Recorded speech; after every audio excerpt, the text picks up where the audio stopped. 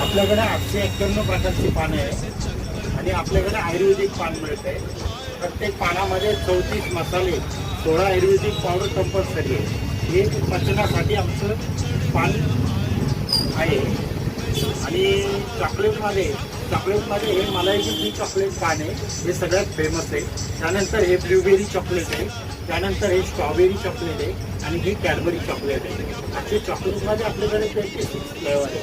आणि today special हे Apollo रोज 60 flavour आहे.